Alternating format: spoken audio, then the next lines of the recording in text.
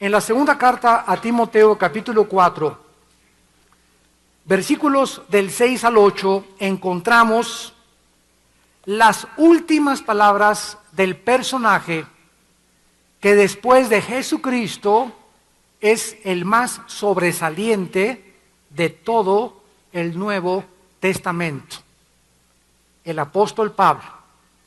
Y cuando leemos la forma en la que él se despide del mundo, podemos nosotros adentrarnos en su corazón de él y entender claramente que Dios nos conceda, como a Pablo, a todos nosotros que estamos estudiando sus palabras, despedirnos cuando Dios nos llame a casa de esta manera. Pero más que nada, estar preparados, como Él lo estaba, para poder entregar su vida en sacrificio a aquel que dio su vida en la cruz en su lugar. Dice 2 Timoteo 4, del 6 al 8, porque yo ya estoy para ser sacrificado. Y el tiempo de mi partida, vean ustedes cómo le llama él a la muerte, le llama partida. El tiempo de mi partida, o sea, que se va a otro lugar, nos está diciendo, como si fuera de viaje. El tiempo de mi partida está cercano. He peleado la buena batalla. He acabado la carrera. He guardado la fe. Por lo demás, me está guardada la corona de justicia, la cual me dará el Señor juez justo en aquel día. Y no solo a mí, sino también a todos los que aman su venida. Si nosotros comparamos la muerte de los santos de Dios con la muerte de aquellos que odiaron a Dios y que fueron ateos y anticristianos y que persiguieron la Biblia, encontramos un abismo de separación. Por ejemplo, en el siglo XX hubo un filósofo alemán llamado Friedrich Nietzsche. Este hombre escribió un libro, bueno, varios libros, uno fue El Anticristo, otro Así hablaba Zaratustra, pero él se hizo famoso porque a principios del siglo XX su filosofía fue la que influyó el nazismo. Hitler bebió la filosofía y los libros de Nietzsche y llegó a creer lo que Nietzsche decía en sus libros, que se podía crear una superraza. Él llamaba el Superman o el superhombre. Hitler entonces creyó que él pertenecía a ese superhombre y que por lo tanto los alemanes, la raza aria, eran aquellos que deberían de perpetuar la raza humana y habría que eliminar a los judíos, a los negros, a cualquier otra raza del mundo, homosexuales, etcétera, etcétera, y además que podían ellos experimentar con los otros seres humanos que no eran de la raza aria, eran ratones. Y por eso el doctor de Hitler, llamado el doctor Mengele, comenzó a abrirle a las mujeres embarazadas el vientre, comenzaron a hacer experimentos de clonación, comenzaron a hacer experimentos de una especie con otra especie, con animales, etcétera, etcétera. Algo indescriptible. Muy bien, Nietzsche a los 43 años se volvió homosexual. A los 44 años lo internaron en el manicure. A los que allá en Latinoamérica no sepan, manicure es el hospital psiquiátrico. En México le llamamos el manicure, porque te arreglan muy bien las uñas. Y allá fue en el hospital psiquiátrico donde él se aventaba contra las paredes y murió completamente loco. El hombre que había dicho que Dios estaba muerto, moría como un animal, tal vez peor que un animal. Otro hombre famoso del siglo XX, José Stalin, el dictador de Rusia durante la Segunda Guerra Mundial, que se calcula que mató a más de 50 millones de personas, incluyendo a su familia, porque sufría una paranoia tan grande que no confiaba ya ni en su mamá, ni en sus hermanos, ni en sus tíos, ni en su madrina, ni en su compadre.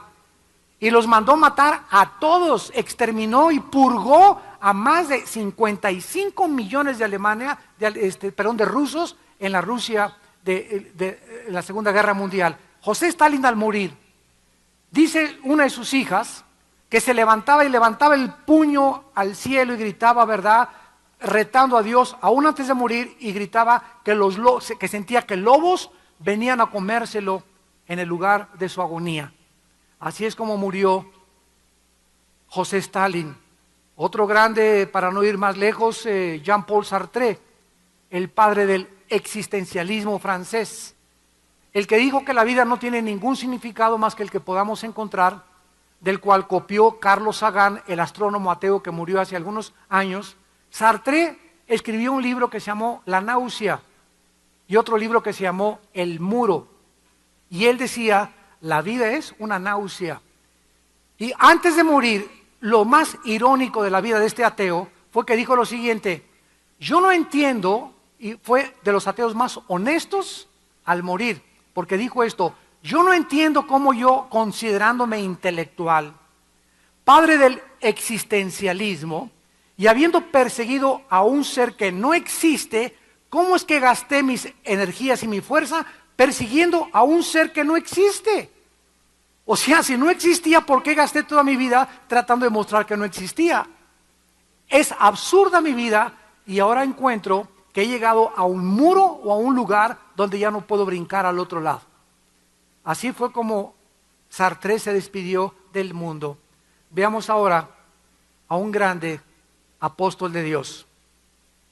Estas últimas palabras del apóstol Pablo no las escribió desde Reino Aventura,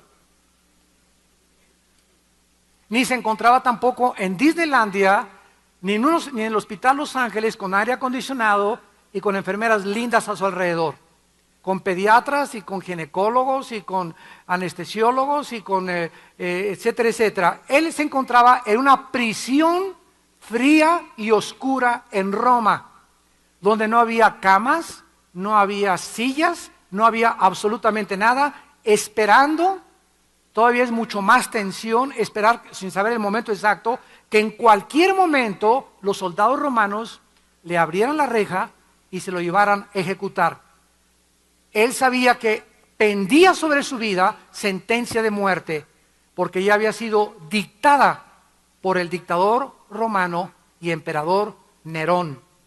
Pablo sabía que había llegado ya al final de su vida y de su ministerio, por lo cual tenía que pasar el manto a su amado discípulo Timoteo y compañero de viajes. Y su último encargo a Timoteo, que es la primera y la segunda carta a Timoteo, es: Timoteo, predica la palabra de Dios. A tiempo y destiempo corrige, redarguye con toda sana doctrina, porque va a llegar el tiempo, que es el que estamos viviendo nosotros, en el que ya la mayor parte de los que se dicen cristianos no van a querer oír la sana doctrina. Van a andar de campañas de sanidades en campañas de sanidades, de milagros, que orito que cae del cielo, que diamantes que caen del cielo, que se tumban al suelo, que risa santa, que vómito santo, que carcajada santa, etcétera, etcétera. Van a andar en un mundo de ilusiones, en un mundo que no es la palabra de Dios, porque no conocen la palabra de Dios. Tendrán comezón de oír y se amontonarán maestros conforme a sus propias concupiscencias. Su último encargo a Pablo es: predica la palabra, porque la apostasía se acerca y los peligros que en los últimos tiempos azotarían a la iglesia cristiana. Pablo no se encontraba de ninguna manera amargado, ni desilusionado, ni desanimado, ni deprimido por las circunstancias como terminaba su vida y su ministerio, en una prisión. ¿Dónde están mis discípulos? ¿Quién sabe dónde están?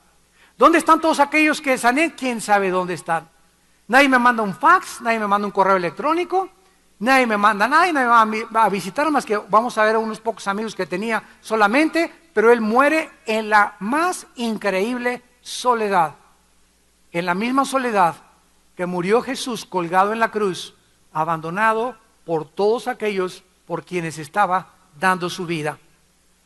Ahora, ni desanimado ni amargado, terminaba su vida y al contrario se encontraba, y es el mensaje que nos está transmitiendo el Espíritu Santo, Pablo se encontraba preparado.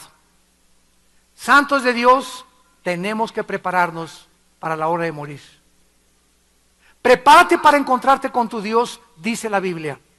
Porque tú puedes, saliendo de esta calle, ahí a la vuelta de la esquina, despedirte de este mundo.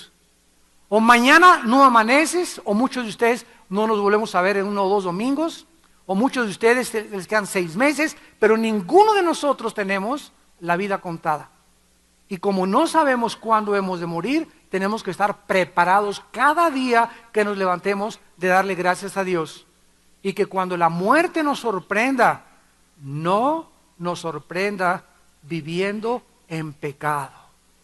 Porque aunque no podemos perder la salvación, vamos a ver lo que sí vamos a perder por toda la eternidad.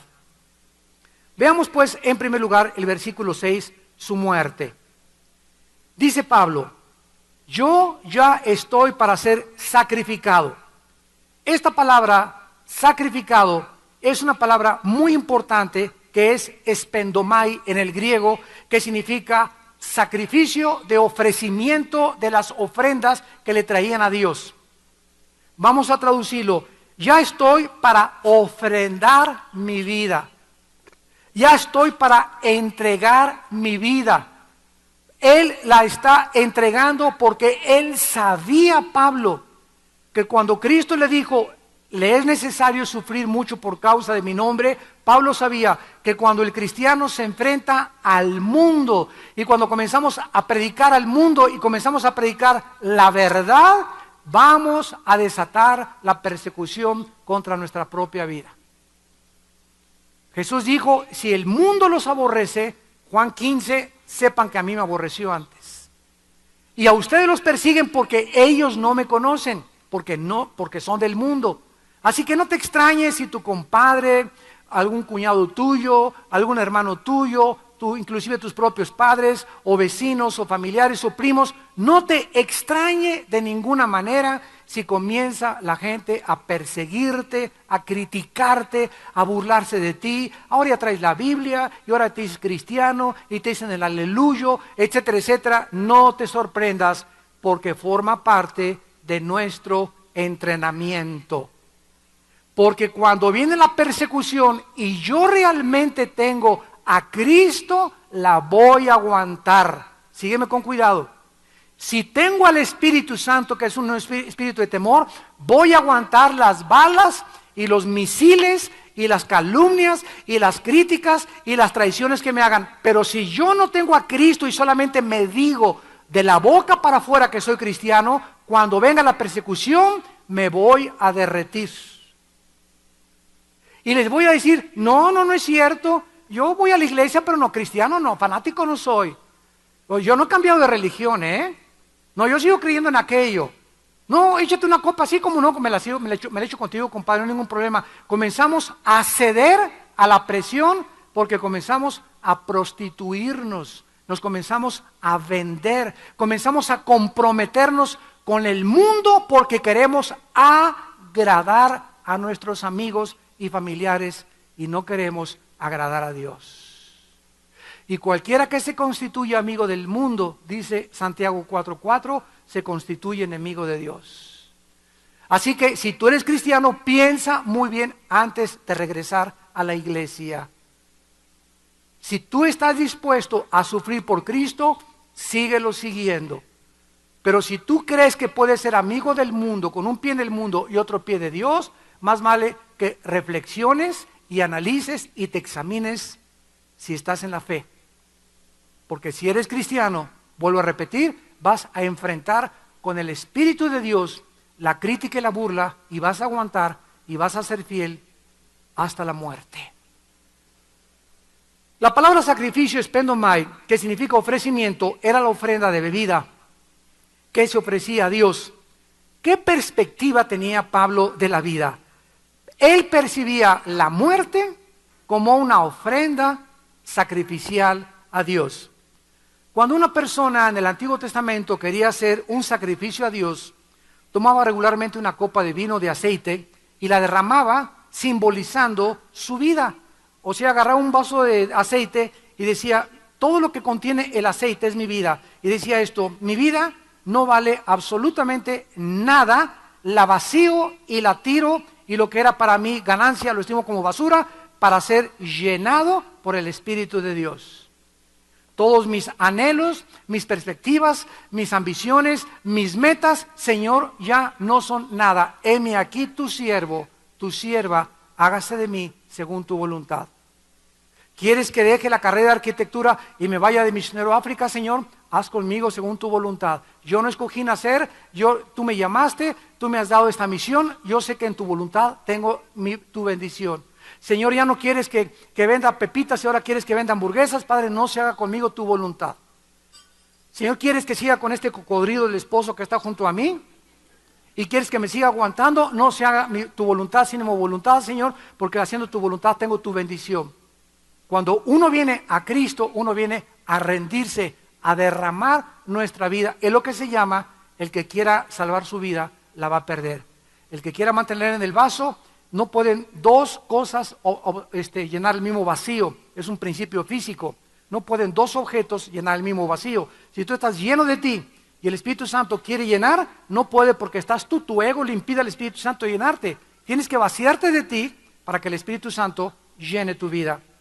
Cualquiera que tenga un odre viejo, no se le puede echar vino nuevo. Se tiene que hacer un odre nuevo para que el vino nuevo no se desperdicie y sea vaciado en el odre nuevo. Este odre es nuestra vida.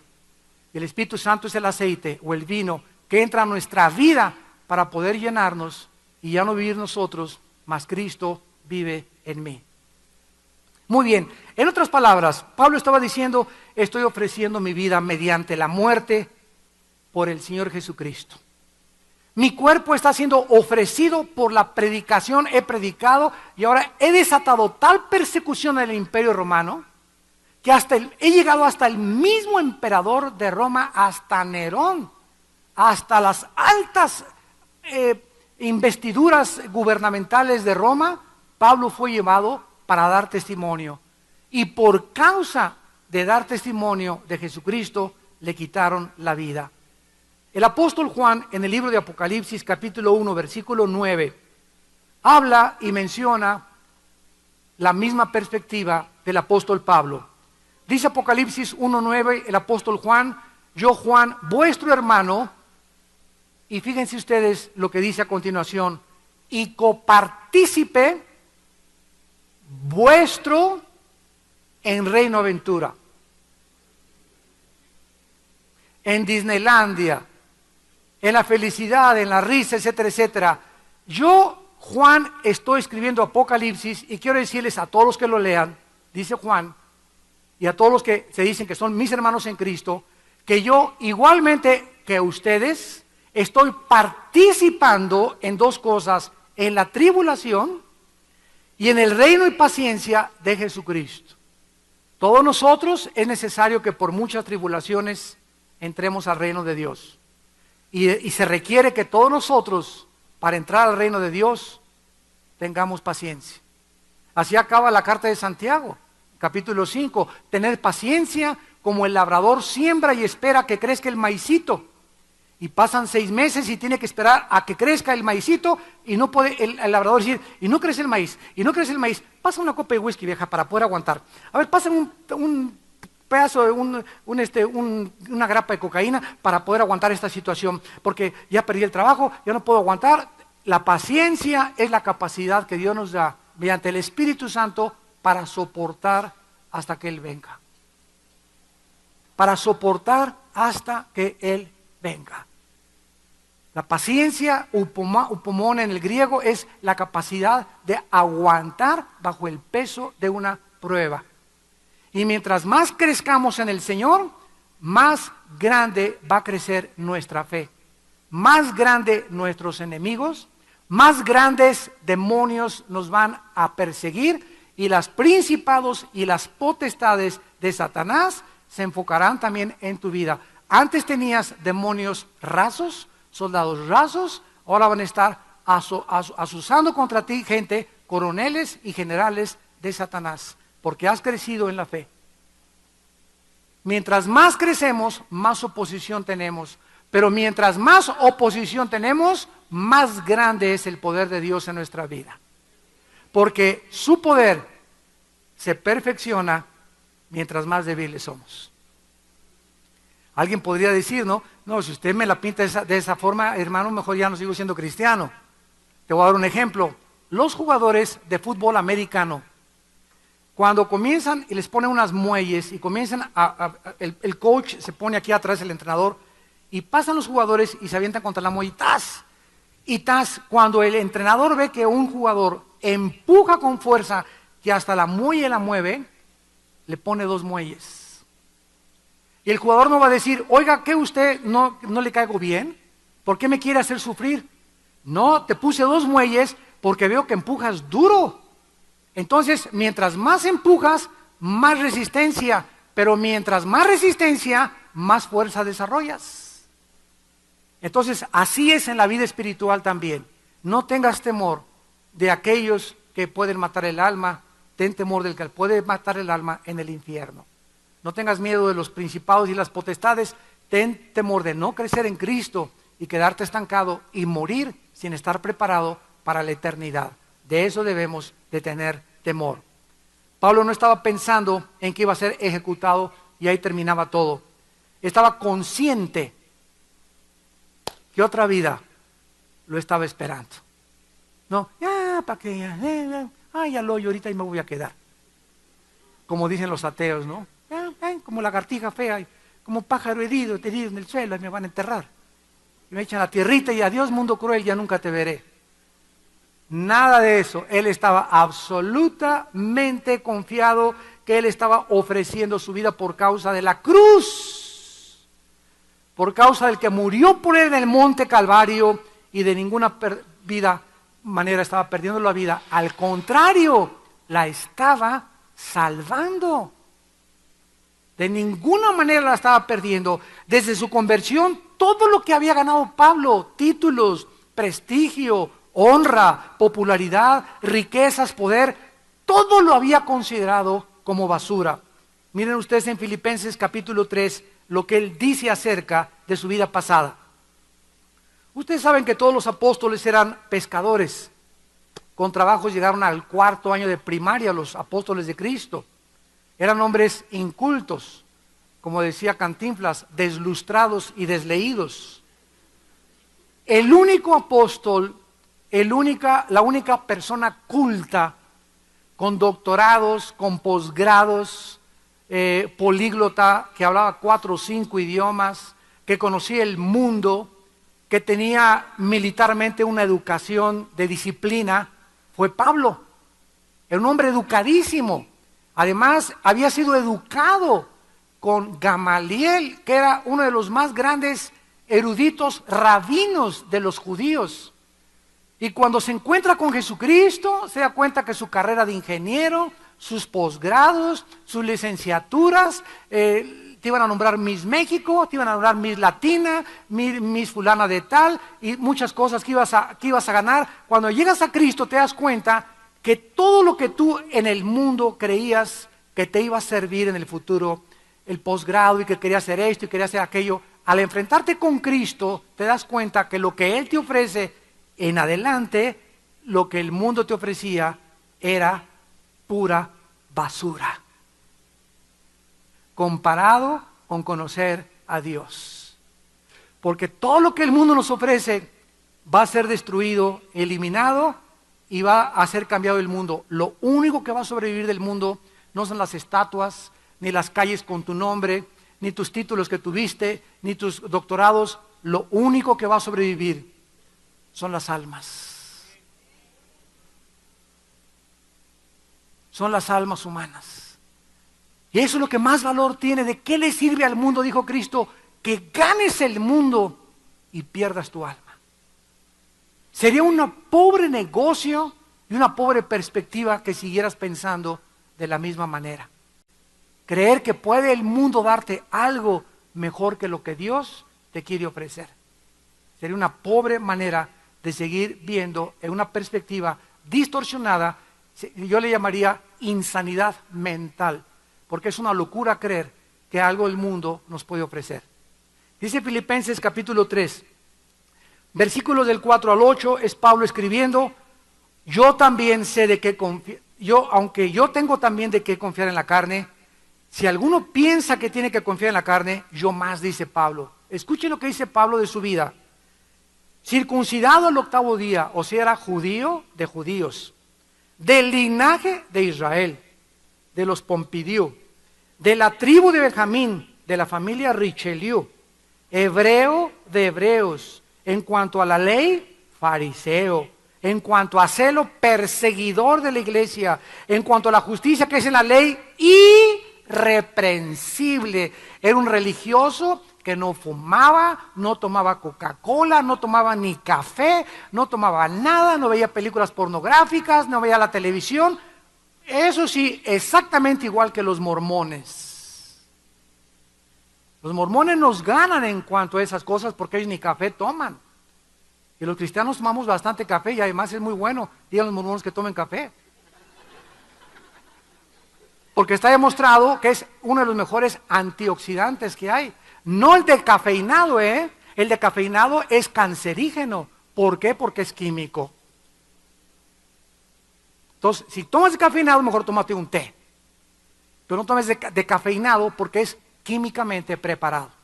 Y 1 o 2 tazas es muy saludable la taza del café. Entonces, ellos no toman ni Coca-Cola. Tú tomas 1 litro antes de acostarte en la noche. Pero gracias a Dios que no es por obras, ¿verdad? Si no, estarían ahí junto a Cristo el día de la eternidad. Muy bien, dice Pablo a continuación, irreprensible, pero cuantas cosas eran para mí ganancia, lo que él consideraba que en la vida futura le iba a servir, las he estimado como pérdida por amor de Cristo. Y ciertamente aún estimo todas las cosas como pérdida por la excelencia del conocimiento de Cristo Jesús mi Señor, por amor del cual lo he perdido todo y lo tengo por basura.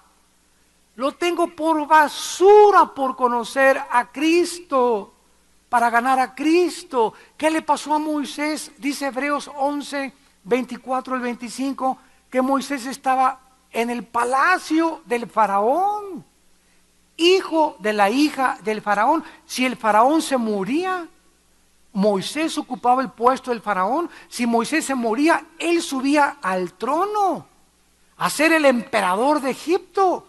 Tenía Moisés un closet lleno de puro traje Roberts, puros zapatos floor shame.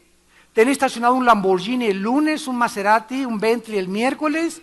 Tenía todo lo que creemos que el mundo nos puede ofrecer. Y dice Hebreos que cuando Moisés llegó un momento en el que tenía que escoger, que es el momento que te va a llegar a tu vida y que me llegó a mi vida también, donde nos tenemos que decidir a quién queremos seguir. En ese momento llega en tu vida que tienes que decidir a quién vas a seguir. Y dice la Biblia que cuando Moisés consideró todo lo que el mundo le ofrecía, rehusó llamarse hijo de la hija de Faraón. Gracias, mamá. Moisés, el trono. Moisés, la corona. No quiero nada absolutamente. Y volteó Dios, y volteó Moisés, y tuvo Moisés mucho más grande las riquezas de Dios en el desierto, sufriendo con el pueblo de Dios, que los deleites temporales que el mundo le ofrecía del pecado. ¿Qué fue lo que el diablo le dijo a Cristo? Oye Jesús, mira Las Vegas, mira mis México, mis Universo, ahí están todas esas chavas, te las ofrezco, te ofrezco esos cajones llenos de oro, de plata, te ofrezco hacerte esto, te ofrezco títulos, te ofrezco todo. El diablo le dijo a Cristo, te ofrezco, ¿por qué? Porque el mundo está bajo el maligno, dice 1 Juan capítulo 5. Y Cristo no le negó que el diablo está controlando todo lo que es el oasis, la apariencia del mundo. Y Cristo le dijo, al Señor tu Dios adorarás y Él solo servirás. El diablo le dijo, no tienes por qué ir a la cruz, no tienes por qué sacrificarte, ni ser fiel a tu esposa, ni tener sexo hasta que te cases, no tienes por qué ser un santurrón, no tienes por qué sacrificarte muchas cosas, hay fiestas que te puedes divertir. Y Cristo sabía que todo eso era un oasis, es como un regalo que te ofrece el mundo con listones. Y le quitas los listones al regalo y abres el regalo y está vacío. Cuando saltamos a lo que el diablo nos ofrece, nos damos cuenta que solo produce vaciedad de espíritu, tristeza, vanidades ilusorias, cosas que no llenan el alma, porque no fuimos creados para ser satisfechos con las cosas del mundo, fuimos creados para Dios. Y mientras no nos conectemos con Dios y no hagamos la paz con Dios y no sea Dios el centro y lo que llene nuestra vida, viviremos con un Maserati, con un Lamborghini en el Palacio de Chapultepec. Puedes vivir, tu mamá puede ser la reina Isabel de Inglaterra y vas a vivir vacío. De esa agua podrás beber, le dijo Cristo a la mujer samaritana. Mujer, tiene 5 maridos, la chulis. 5 maridos la samaritana tenía, no, con Pancho no, con Jorge. Jorge no, Felipe, Filomeno, Tiburcio. Y llegó con 5 la samaritana. ¿Y qué estaba buscando la samaritana? Que un hombre la hiciera feliz. Y encontró que la felicidad no se encuentra en ningún hombre, aunque le trajeran a Rambo a la samaritana, no iba a ser feliz. ¿Por qué? Porque la felicidad no nos la dan las personas, nos las da Dios. Cuando tú te casas, tú no te casas para que te hagan feliz. Cuando tú te casas, tú tienes que ser feliz. Porque si tú te casas siendo infeliz, creyendo que la persona con la que te casas te va a hacer feliz, tú la vas a amargar a ella o ella a ti. Tú te casas feliz para poder hacer feliz con la que te vas a casar. Porque me caso feliz para darle mi felicidad, para darle mi gozo, para darle todo lo que yo tengo. Porque si me caso creyendo que ella es la razón de mi felicidad, no, tú no me haces feliz, me voy a buscar otra, porque es la razón de todo el mundo.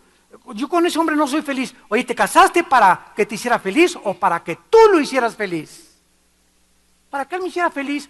Por eso vives amargada, destituida de toda llenura del Espíritu Santo, y vives una vida totalmente carente de significado, porque crees que en las personas está la felicidad. Y la felicidad solamente puede provenir de Dios.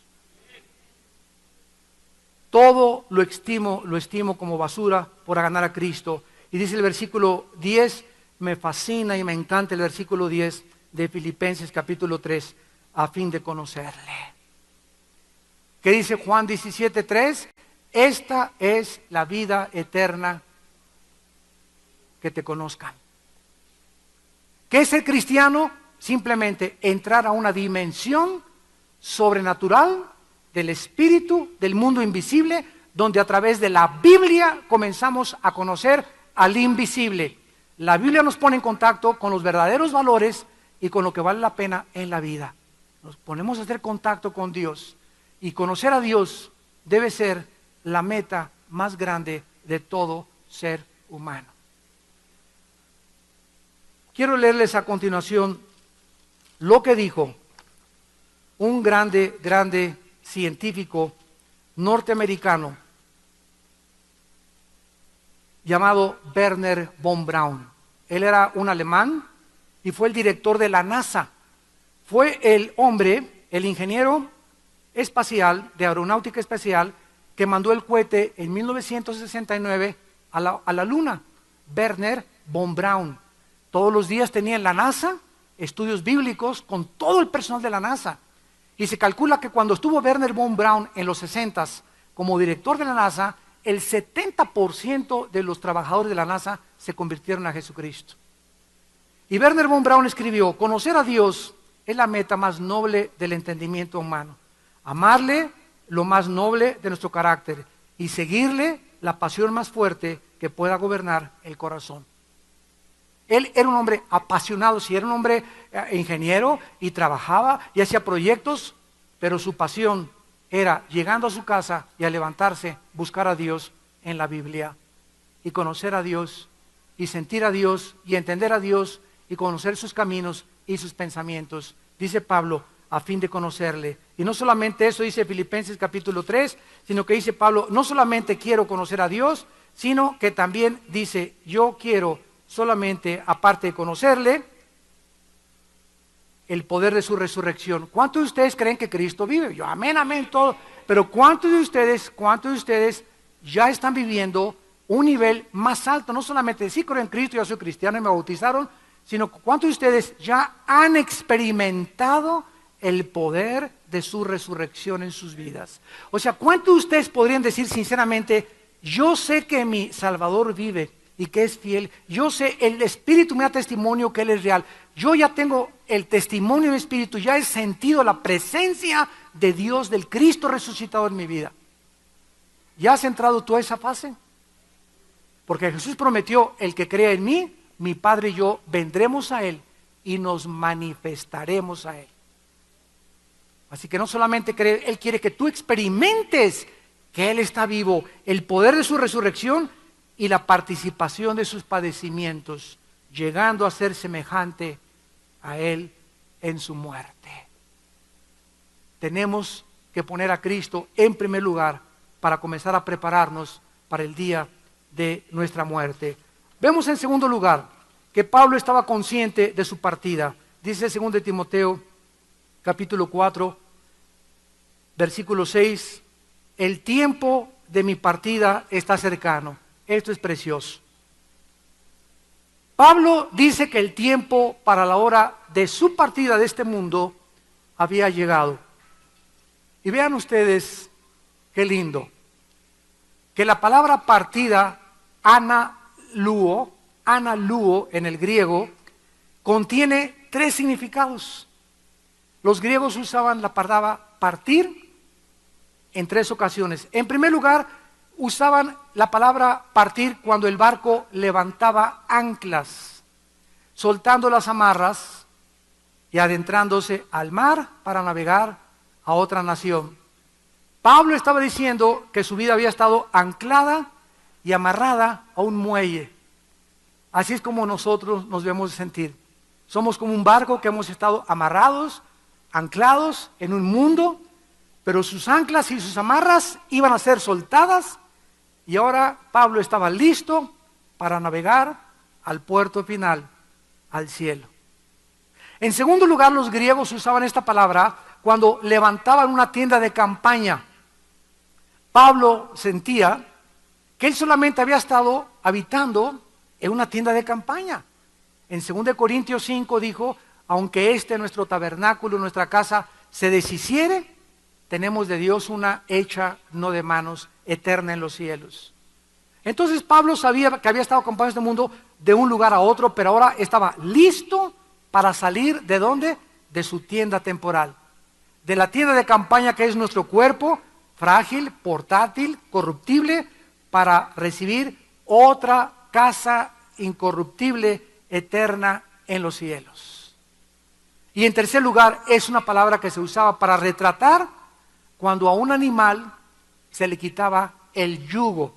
Ustedes saben que los bueyes, cuando van arando, tienen un yugo, porque si tú pones a un buey por acá, el otro se va por allá, y no aran los dos la tierra. Entonces, para que caminen juntos, para que este va para acá, este va para acá, y siempre estén juntos, necesitan estar unidos en el pescuezo con un yugo. El matrimonio es como un yugo, y el yugo es Jesucristo. Ya no es lo que yo quiero, ya no es lo que ella quiere, sino que los dos tenemos que estar de acuerdo en conocer al Cristo de la Biblia para poder darle gusto a Él. Ya no son mis intereses, ni tus intereses, mi amor, son los intereses del reino de Dios. Entonces Pablo creía, ¿verdad?, que él había estado trabajando como un buey, aunque no lo era, al moler el grano o arar la tierra. Se sentía como un buey, se sentía como un animal que había estado con un yugo. Y ahora este yugo le era cortado y de sus cargas, de su labor extenuante y duras de esta vida, para ser enteramente libre. Nos sentimos todavía aquí, ¿verdad?, con este yugo y cargados y todos los días y esperando y luchando y sostenidos por el poder de Dios, pero la muerte es como que nos rompen el yugo y ahora sí ya podemos volar como las mariposas cuando abandonan el cocuyo y con las alas en un cuerpo resucitado a la vida que nos está esperando. En otras palabras, nuestra vida es como un barco anclado. Nuestra vida es como una tienda de campaña donde vivimos dentro. Nuestra vida es como un yugo al cual estamos atados mientras vivimos. La muerte para el cristiano es ganancia. Pero eso sí, ¿verdad? Cuando viene la ambulancia, sálvenlo por favor, y pum, pa, pum, pa, pum, pa, y denle choques, y todos hacemos lo imposible porque a una persona se quede en esta vida y siga sufriendo con nosotros. ¿No es verdad? ¿Para qué quieres que se quede? Les voy a decir por qué queremos, porque somos egoístas y estamos acostumbrados a esa persona y sabemos que al separarnos de esa persona va a haber una tristeza y un hueco en nuestra vida y por eso queremos que se quede aquí. Pero si esa persona nos dijera, es que me voy a un mejor país, a un mejor planeta, voy a estar contento y todo, claro que sí, mi vida, es mejor que tú te vayas, yo me aguanto, pero quiero tu felicidad. Que así pensáramos, ¿se imaginan? Y es como las mamás posesivas que tienen hijas, y aquí se me queda mi Blanquita y mi Carmelita, y la señora ya tiene 70 años, pero como ella es la que le plancha, le dije la que la cambia, elige la que la baña, le prohíbe que no salga con nadie, ningún novio es lo suficientemente bueno para su hija, y ahí está la pobre Lupita con su mamá Carmelita, y hasta los 60 años se muere solterona, porque la mamá fue posesiva con ella, nunca le soltó las amarras para que hiciera su felicidad. Eso es egoísmo. Esa mujer no ama a su hija, odia a su hija. Porque el amor todo lo sufre, todo lo soporta y no busca lo suyo. 1 Corintios capítulo 3. Entonces, esta es la razón por la cual nosotros debemos estar contentos de que al morir, ya nuestra prisión es una cárcel donde vivimos, que es el cuerpo, que se está envejeciendo, encaneciendo, deteriorándose celularmente. Y a los 70 años ves menos, a los 80 menos, a los 90 ya algunos ya no llegan ni a los 80, etcétera, etcétera. Llegamos de niñitos, nos cambiaban los pañales, nos daban el biberón y regresamos a la vejez donde nos tienen que volver a dar el biberón y cambiar los pañales. Es un ciclo de la vida. Por eso cuidado cuando traten ustedes mal a un viejito. No se la van a acabar con Dios.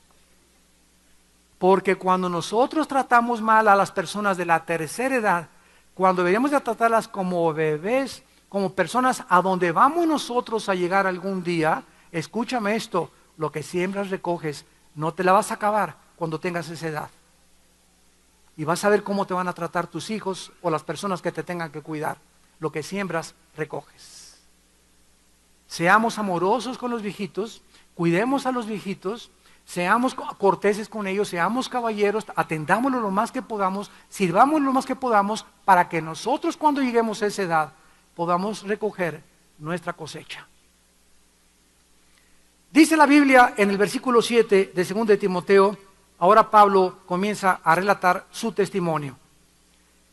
Este glorioso testimonio es de un hombre que se encuentra a las puertas de la muerte. La vida, como Pablo resume, es muy significativa. Y nos trae 3 ilustraciones de la vida cristiana. Un soldado, un atleta y un administrador. En primer lugar, como soldado, Pablo comparó su vida como una batalla, como una guerra en la que todos los cristianos estamos involucrados. He peleado y vean cómo le llama a la batalla buena.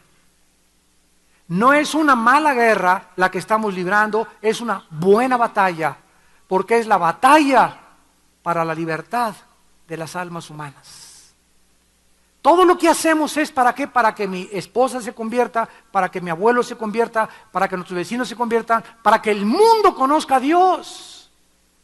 Lo que sufrimos es para que las almas se salven. Invertimos en el reino de Dios para que las almas se salven. Invertimos en misioneros para que las almas se salven. Todo es con el propósito de salvar almas.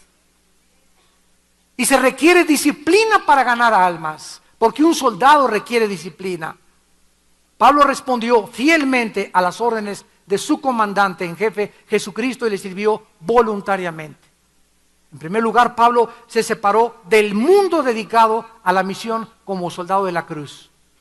Dijo en Hechos 20:24, de ninguna cosa hago caso, ni estimo ya preciosa mi vida para mí mismo, con tal de acabar el llamado que Dios me ha hecho de predicar el evangelio de la gracia de Dios.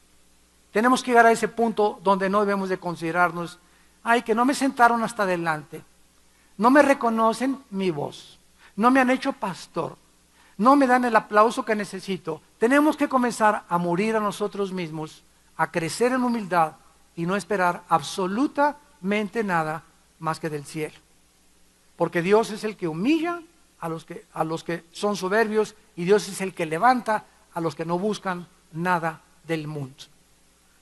Sufrió ataques, heridas, emboscadas, traiciones y fuego continuo.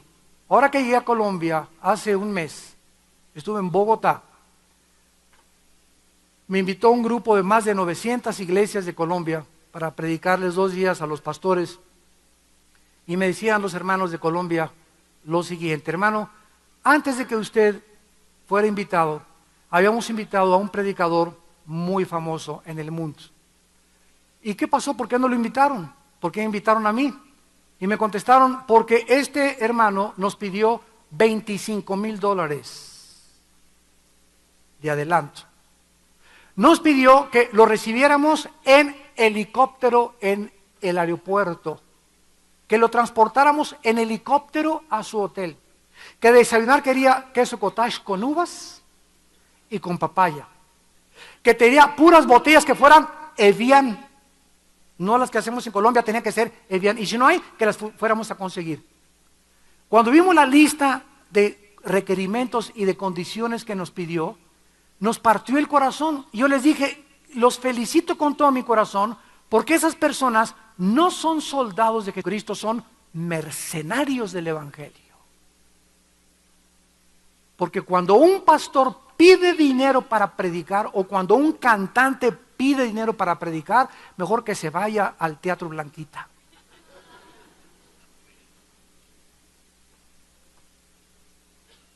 Cuando ellos me hablaron por teléfono y me dijeron eso, y me dijeron cuáles son sus requerimientos, hermano Dulce, les dije: miren, primero voy a orar, quiero saber si mi Señor es el que me está llevando a ustedes. Denme 4 o 5 días para orar, meditar en la palabra, estar con el Señor, y Él me va a confirmar. Número 2, si Dios me confirma que yo voy con ustedes, y me quieren dar el boleto de avión, ¿verdad? Y la comida, se los voy a agradecer allá.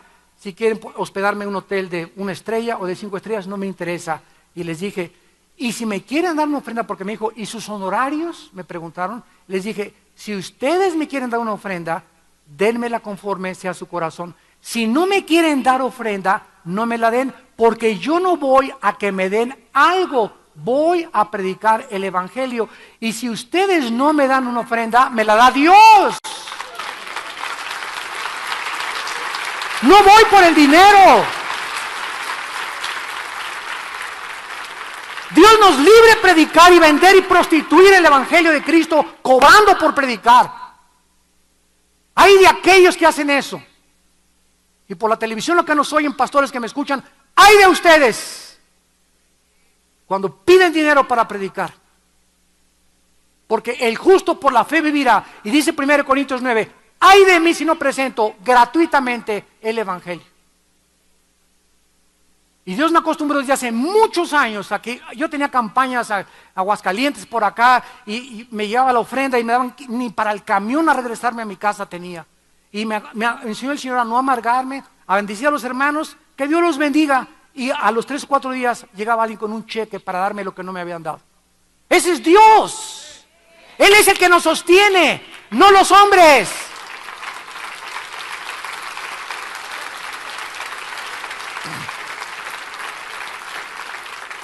Me hierve la sangre cuando oigo esas cosas. Y créanmelo, yo que estoy viajando por todos lados, ya es una costumbre de los predicadores y de muchos cantantes. No van a la iglesia por menos de $10,000.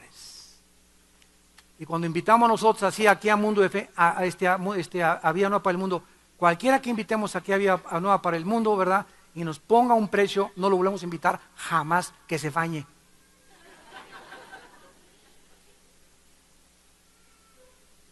En segundo lugar dice Pablo que no solamente se comparó a un soldado, sino como un atleta. Dice, he acabado la carrera. Corrió como si fuera un atleta la vida cristiana. Un atleta necesita disciplina. Disciplina en todos los hábitos de su vida. Necesitamos tener disciplina para comer, para dormir, para beber, para orar, para estudiar, para la sexualidad. Para todas las áreas de la vida necesitamos disciplinados, necesitamos ser soldados disciplinados, atletas disciplinados. Ahora me partió el corazón escuchar que acaba el comité de fútbol de sancionar a muchos jugadores de nuestra selección, porque después del partido con Colombia tuvieron una orgía con prostitutas, siendo casados la mayoría de ellos. Recuerdo cuando vino la Copa en Sudáfrica, que el entrenador de la selección de Brasil se enteró que Ronaldinho, que jugaba para el Barcelona, una estrella brasileña del fútbol soccer, se había pasado de farra toda la noche, y el entrenador le dijo: eres una estrella, eres uno de los mejores jugadores del mundo, pero tú no juegas en el Mundial en Sudáfrica. Y lo sancionó y no jugó con Brasil en Sudáfrica. ¿Por qué? Porque son entrenadores que son militares. Y una selección, un grupo de futbolistas, un grupo de atletas no puede permitirse eso. Dice Pablo en 1 Corintios 9, 24 al 27, un atleta se abstiene de todo. Otra cosa que es horrible, ¿verdad?, es ver entrenadores de fútbol fumando. ¿Qué ejemplo dan esos entrenadores a los jóvenes deportistas? Un entrenador tiene que ser un ejemplo de sus alumnos. ¿Por qué? Porque es entrenador. Y él está diciendo: yo estoy así en buenas condiciones a mi edad porque fui un deportista y porque discipliné mi vida. Jugadores, entrenadores que entrenan equipos de fútbol, ahí desde el descanso fumando puros y cigarros. ¿Qué testimonio? Ese es a donde el mundo ha llegado. Ya no hay principios, ya no hay valores, ya no hay verdaderamente convicciones profundas. Y para ser atleta necesitas entender que la disciplina no se puede divorciar de tu vida. Sin disciplina nunca vas a ser ni un karateca, ni un judoka, ni un pianista, ni un guitarrista, ni marido, ni mujer, ni ingeniero, ni taquero, ni nada. Cualquier ser humano que no tenga disciplina en su vida para levantarse, para trabajar, para golpear su cuerpo, para estar dispuesto a hacer sacrificios, nunca llegará a la meta. Te quedarás tirado totalmente en el desierto. Y eso es a lo que los jóvenes los queremos entrenar, que sean disciplinados. Que lleguen, el estudio comienza a las 10:30, a las 10:15 llega el estudio. El servicio comienza a las 12, al cuarto para las 12 estás ahí. Todo eso requiere disciplina. Y no estás ahí, te levantas con tu cafecito y ¿qué horas son? Ya se nos hizo tarde. Y así te pasa toda la vida, viendo, ¿verdad?, la inmortalidad del cangrejo. ¿Qué horas son? No, ya son las 8, se me hizo tarde. Eres una persona irresponsable porque deberías tener un despertador y comprar con tu primer sueldo un despertador para levantarte 2 horas antes de ir a tu trabajo. Y tener tiempo para orar y para poder vestirte y llegar a media hora a tu trabajo de anticipación. Solo esas personas alcanzan algo en la vida. Si no vas a ser, ¿verdad?, un donadie toda tu vida y un perico perro, como decía mi abuelita. Y finalmente dice Pablo en el versículo 7, he guardado la fe. Como un buen administrador de lo que Dios le había depositado, él estaba administrando, guardando la fe. La fe es esto. La palabra de Dios que nos dice: Armando, te doy esto. Es un tesoro. Y vas a pasar por un mundo que te la van a querer arrebatar y sacar. Y la vas a tener que, aun con tu propia vida, a luchar, porque el propósito del mundo y del diablo es, con tus amigos y con todos, sacarte esto de tu vida. Sacarte la palabra de Dios, la fe. Y tú eres mi administrador y el que la vas a guardar a costa de tu propia vida. ¿Así defiendes tú la palabra de Dios? O ya llegaron y, no es cierto, yo no, ahí está. Yo ahora que estoy viajando continuamente en avión, estamos ahí a 33,000, estamos a 30 kilómetros de altura sobre el nivel del mar, y uno así, pero con el Playboy abierto, así, pero sin ningún descaro, así hasta lo levanta así el bebé. Y hay cristianos que van en el avión y al mundo no le da vergüenza, las vulgaridades públicas hacen en la televisión, en todos lados, ya no les da vergüenza, y a nosotros nos da vergüenza decirnos que somos hijos de Dios. ¿Te da vergüenza llegar a tu trabajo con tu Biblia en la mano y no con el Playboy o con el periódico de anoche, de hoy en la mañana o de anoche, con las noticias? Pero sí te da vergüenza llegar con la Biblia. Qué increíble que perdamos ese espíritu de valor que Dios nos quiere dar y que tenemos que tener todos los días de defender nuestra fe. ¿Cómo nos vamos a...? Me subo al avión y así la abro y le hago así en el avión a la Biblia. Para que la vean y siempre vienen. Llevan 3 veces en un mes. De veras, a veces le hago como que le hago así a la Biblia. Ya por lo menos 4 o 5 personas en el avión se dieron cuenta que es la Biblia, porque ese, ¿verdad? No se puede confundir con ningún otro libro. Y siempre se acercan personas, usted es cristiano, ¿verdad? Y inmediatamente localiza a los cristianos. O a las personas, como les conté una vez que venía yo, ahora que era el Spring Break de Dallas a México, venía el avión lleno de puras americanas, jovencitas todas.